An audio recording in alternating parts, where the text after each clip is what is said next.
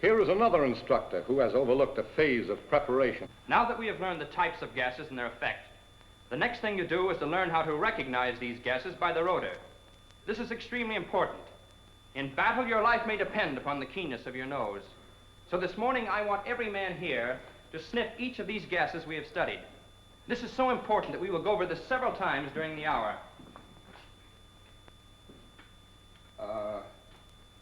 Sergeant Struther, where is that gas identification set? It has 7 bottles in it containing sample gases. I don't know, Lieutenant. The company mechanic brought all that stuff over, and he said he bought all he could from the 3rd Battalion. Well, I guess we'll skip that. It wasn't very important anyway. We will study the canister instead.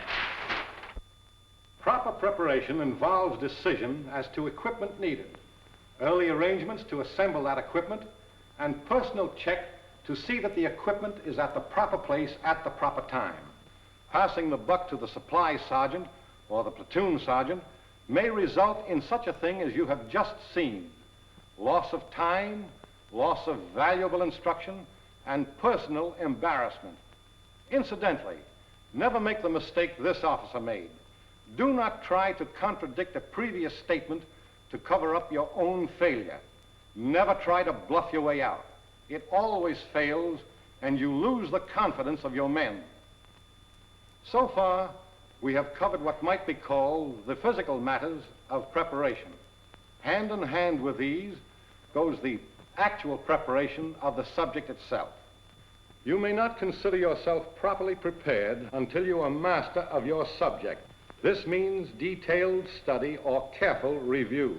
It does not mean reliance on your memory for something you learned last year or last month. Preparation involves analysis of your subject, a consideration of the time available to you, the size of the group you are to teach, the area assigned to you, and the training aids that are available or that can be improvised.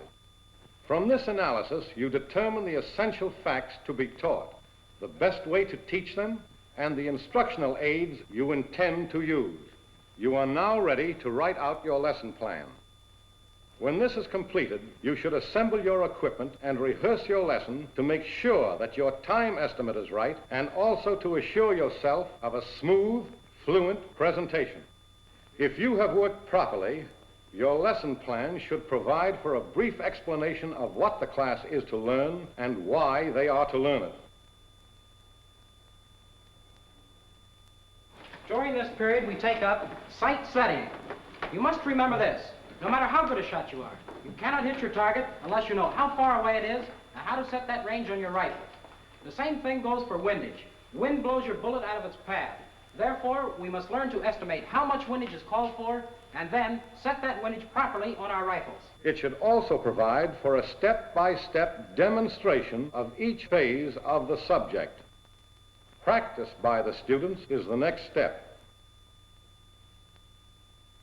Sergeant, take a look at that windage. No, it's wrong. It's set 1.5 points left instead of 1.5 points right. Now look here, Ellison. This is as simple as ABCs. To take right windage, you move the rear sight to the right, just like this. Now I'm going to ask you some questions and see how much you have learned. You're getting ready to fire at 500 yards. You estimate that the wind is blowing 10 miles an hour from 3 o'clock. How much windage do you take? Whitelaw, you answer that one. Sir, I take 5 clicks right windage, which is 1.25 points. That's right. Everyone set that up, and non-coms check all rifles. A test, usually oral, to determine proficiency comprises the 4th phase. The last step is a discussion to sum up the important points and clarify any doubtful matters. In a field exercise, this is called a critique instead of a discussion. We shall talk of the critique later.